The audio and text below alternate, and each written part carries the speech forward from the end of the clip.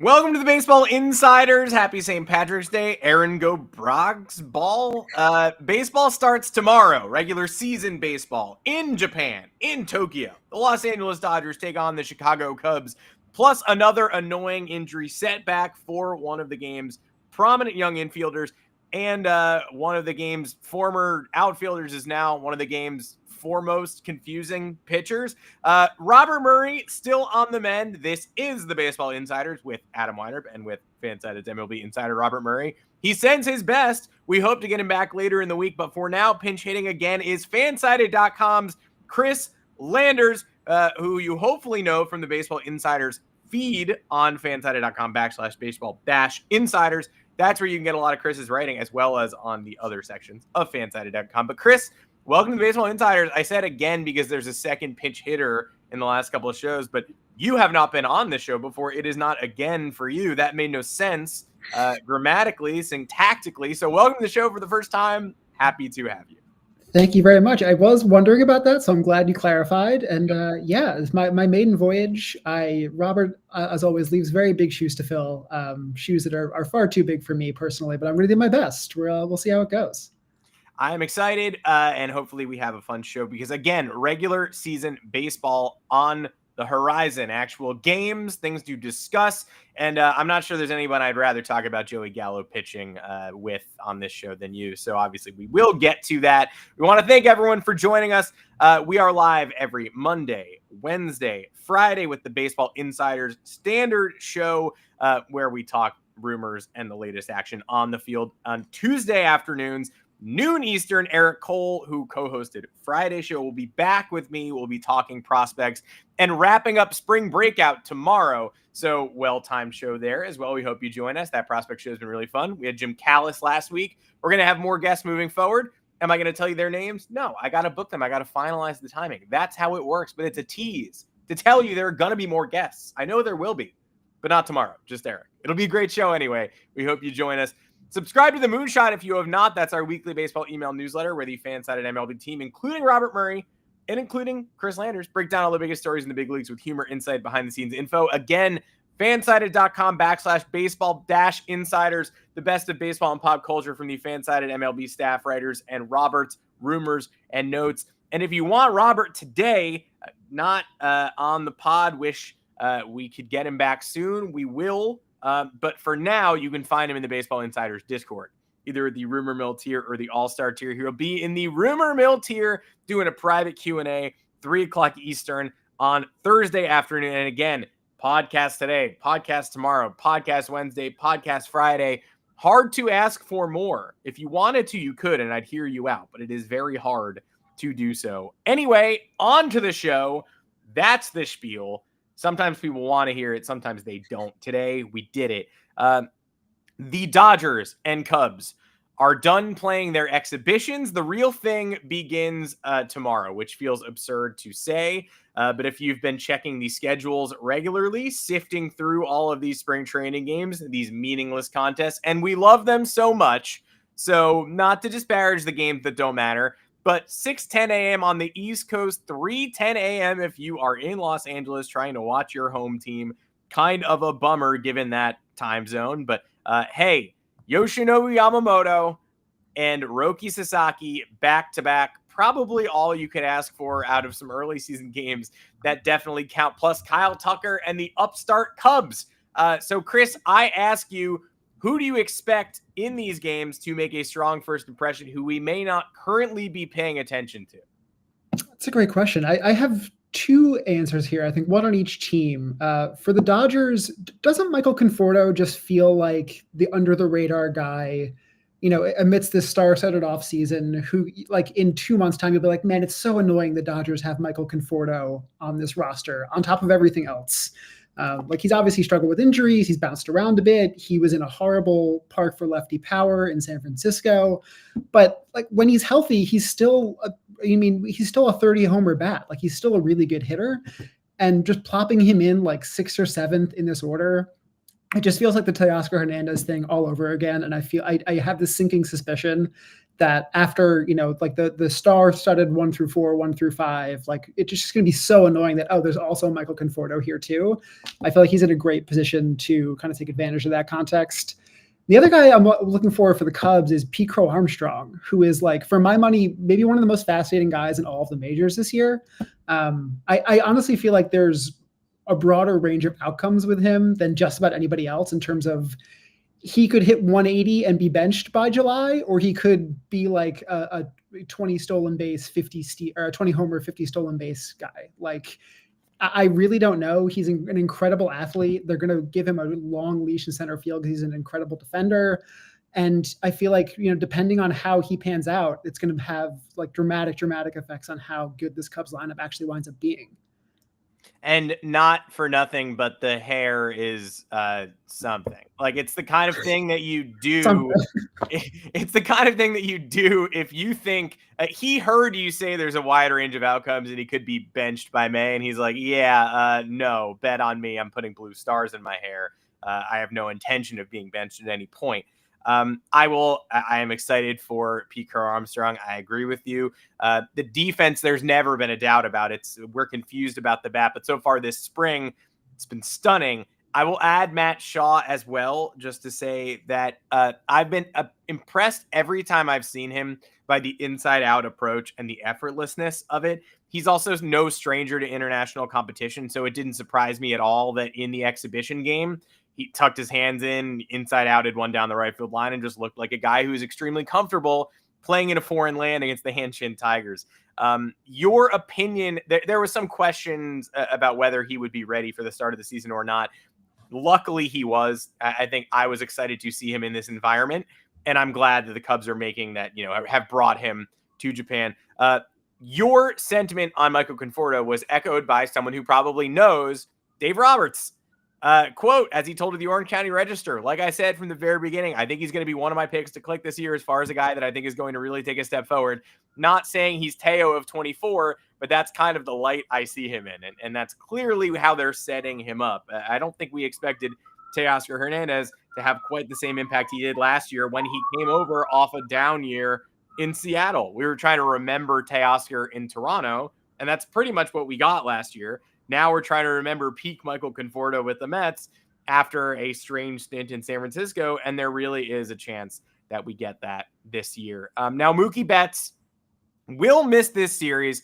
Last night, it seemed likely he would. Now it's official, battling an illness, a stomach issue, and he's going to be sent home to continue his rehab to get ready for opening day. That is a shame. But the bigger shame here is that we couldn't get at least some fun Haesung Kim reps in his stead. And it's kind of odd that one of the Dodgers signings that made everybody drop everything and talk about how unfair it was that the Dodgers were signing everyone is, in fact, a light-hitting middle infielder from Korea who most people had not heard of when the Dodgers signed him, and now he is not starting the season in the major league. So not the argument people thought they were making at the time when they said, okay, now you've really done it, LA. You went and got Haesung Kim. I would have liked to have seen him in action this weekend. Yeah, absolutely. It is sort of strange. I think, partly because the Dodgers have earned the benefit of the doubt whenever they're signing a star from across the Pacific. But I do think, to your point, everyone just sort of assumed that the Dodgers knew something here, and they didn't spend a ton of money to get him, but that, he was going to be the perfect piece to kind of, replace Gavin Lux and play all over the place and be, just another jewel in the Dodgers crown. And it seems, I think it's a good reminder of just how much of a transition there actually is. Like we see guys like Yoshinobu Yamamoto and even Ohtani come over and make it look so easy, but there is a real gap between, the game in the KBO and even the MPB and the major league level. And it seems like, from what Dave Roberts said, he's having a hard time adjusting to just the velocity he's seeing in the major leagues. And so I think it's, even the Dodgers are kind of at the whim of, the unknown here, which is, I think a good thing to keep in mind as they show no signs of, signing fewer stars from East Asia anytime soon, but because it's still a little bit of a crapshoot. Yeah, and they specifically brought Kim in with the desire and the plan to revamp his swing to see what they could do against these higher velocity pitches. And it was only a couple of months ago, right? It's not going to be an overnight fix. It's March 17th. Obviously, you make a splash like this, you're hoping for the player to be available on opening day. But the Dodgers always had a grand plan here to try to get the mechanics right.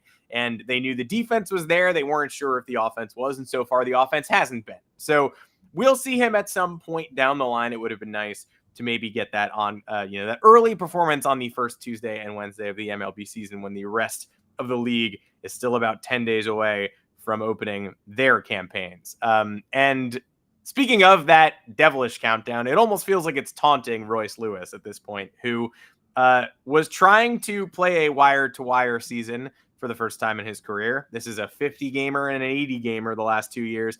Incredible in 2023. Looked like one of the game's brightest young stars. And in terms of the Twins actually winning playoff games and playoff series, was the major catalyst behind that, behind them taking that leap into the ALDS, which doesn't sound like a big leap until you think about the Twins' long playoff series drought.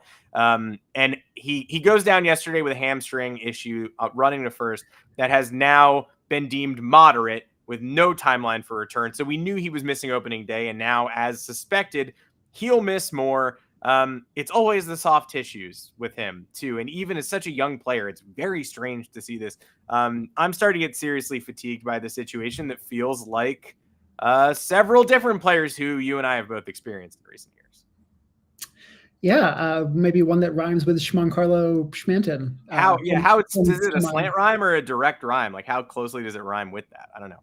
Yeah, that's a fair point. But yeah, it's really, I mean, I am like, I want to believe with Royce Lewis. I am Fox Mulder with the poster on the wall of my weird conspiracy dungeon. Like, when he's right, he's just so much fun to watch. And to your point, we saw this in the postseason a couple years ago. He just, like, both because he's an incredibly talented hitter and also just because he's got so much swag. There are truly so few players who I want to watch on the baseball field more than Royce Lewis, which is why this is such a bummer. And to your point, it's hard, he had the 2 ACL repairs, and that's just sort of one of those things where you shrug and say, what can you do about that? But since then, it's been hamstring strains, it's been quad strains, it's been, I think, an adductor strain last year. And it's getting to the point where, you start to wonder whether his body is built for the stop-start explosiveness of Major League Baseball, like someone like Giancarlo Stanton, who you look at as this immense physical specimen, and you're like, this guy is cut out of marble. How could he not? How could his body fail him? Baseball is just a weird game. It puts unique demands on your body. And I think at this point we need to start, and the Twins need to start seriously wondering whether he's someone you can actually build around, or whether this is just, you're going to get him for 70, 80 games at a time at best. And that's just kind of what it is.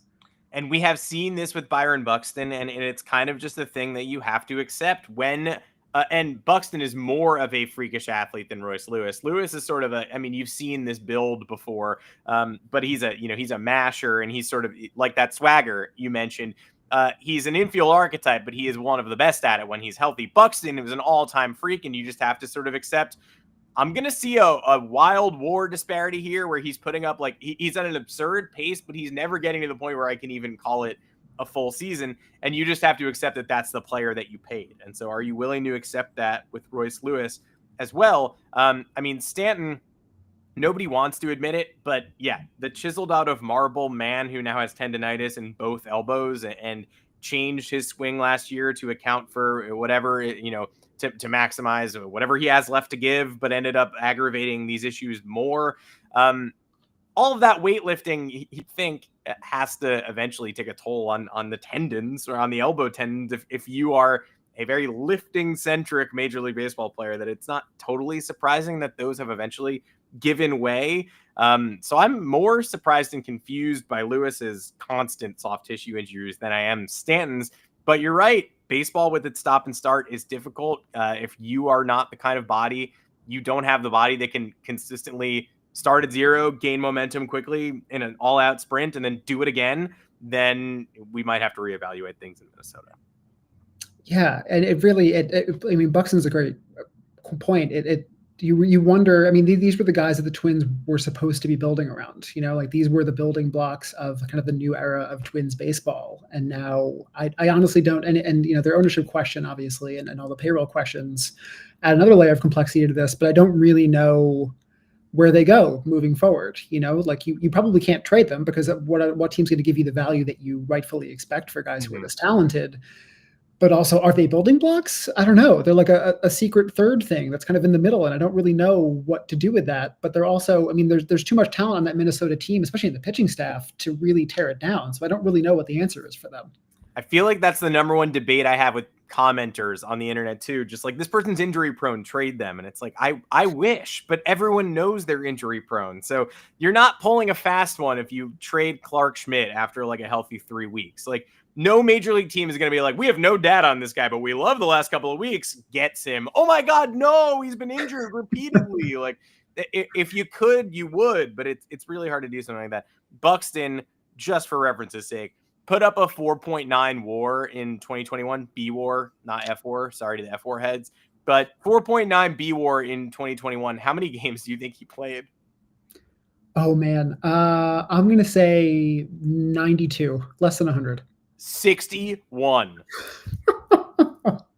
The incredible thing about him is he's had so many reconstructions in his knee, and he's still like the 95th percentile sprint speed in StatCast. Like, he's just truly maybe the most remarkable athlete we have in the game. He is like the exact limit of, like, if you told me I could have this person and I would know everything about them, I would know the injury concerns, I would know all of the foibles and things to expect going in, I would still pay top dollar just in hopes of distilling whatever you can get into 40 games.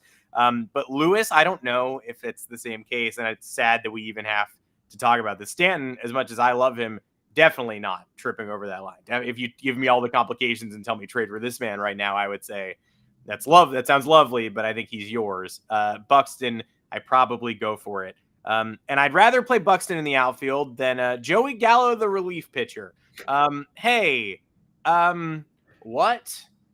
Yesterday, Gallo, who has not tweeted since 2022, I checked, and it was a retweet of a video the Yankees cut together. So he leaves Twins camp.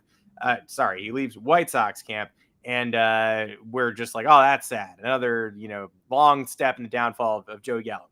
He tweets a highlight reel of him mostly throwing from the outfield, but there's a leaping catch in there that says, "It's been fun outfield with a peace sign." That's the caption. And then the last image is him on the mound, some sort of spring training mound. Everyone's reaction to this was, huh? Which made it necessary for him to follow it up with a tweet that said, "Just to be clear, I will be pitching." And while that made it very obvious what his intention is, my response is still, huh? There could be a team pursuing Joey Gallo as a pitcher at some point. I would imagine that would not take place now. I would have a hard time believing he would transition immediately from trying to win an outfield job with the White Sox or at Charlotte, AAA, to just being somebody's AAA righty ace, fireman. Hey, Anthony Goes did it. It's been done. Rick Ankiel did it the other way. Shohei Ohtani does both, actually. I don't know if you knew that. But Joey Gallo, I'm not betting against him. It certainly could happen, but I would call this whiplash. This was whiplash to me. Yeah, I mean, look, we both root for a baseball team that did not have what I would call the greatest Joey Gallo experience. Nor the greatest, injury experience while we're talking about Royce Lewis and Byron Buxton. Yes, exactly. But, I think even the fan bases that might not have the warmest of fuzzies about Joey Gallo will acknowledge that he has a cannon. Like, his arm was always the one thing where you're like, yeah, like that's obviously like a plus arm in right field. And so, I mean, he was like a first round pick. I think it was a two-way player back in high school, which was forever ago at this point because time comes for us all. But still, it would not surprise me if he could still hump it up to like 95, 96, 97. And if we know one thing about the game right now, it's that, if you can throw that hard, teams churn through so many pitchers in a given year that you're probably going to get at least a look somewhere from some organization. And so, like you mentioned, I mean, I think like Tyler Naquin did it, or we're still trying to do it. Yeah.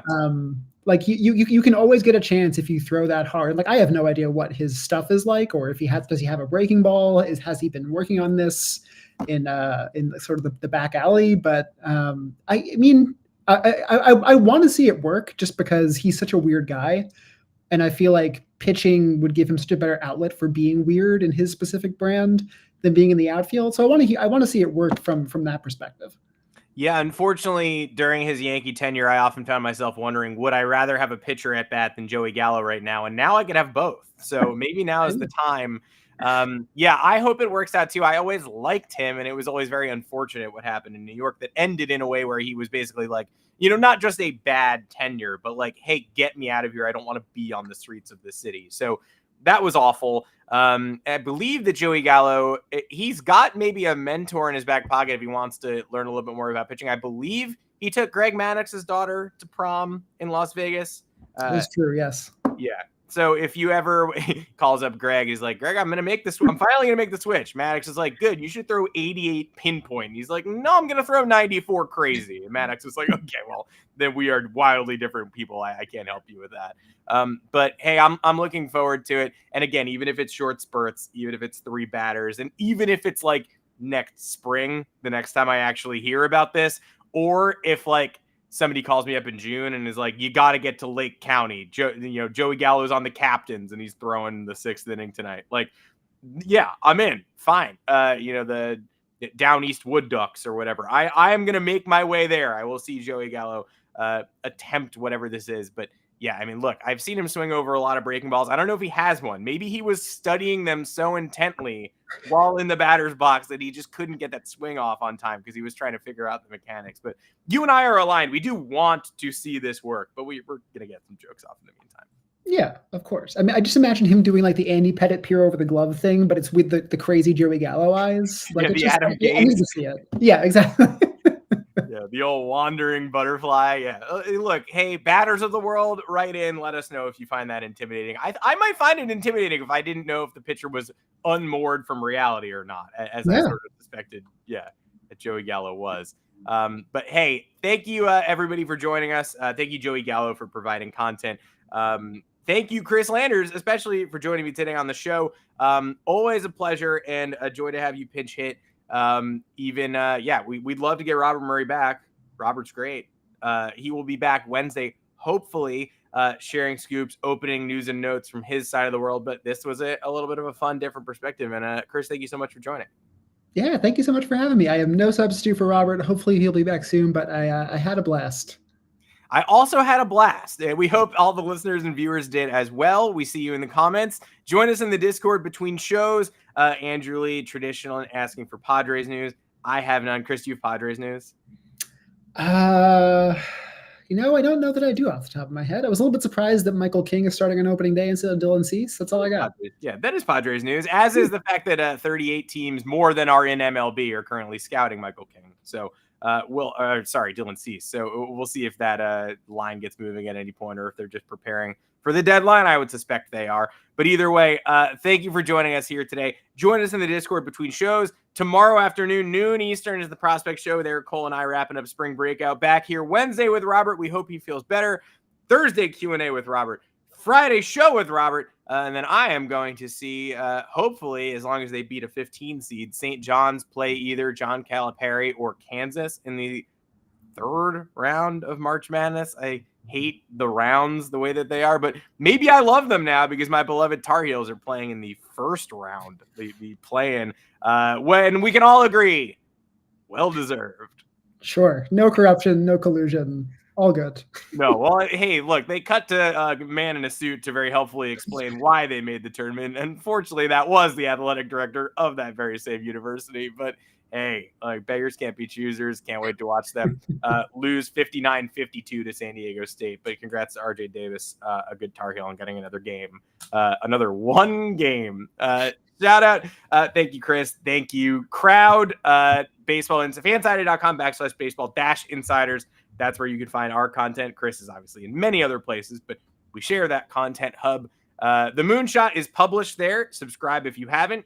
Subscribe to this channel. Subscribe to this podcast feed. Rate, review us if you haven't. What are you doing? Until next time, we will see you right back here on this channel. Turn your notifications on to know when we're going live. For Chris Landers, I'm Adam Weinrib. Take care.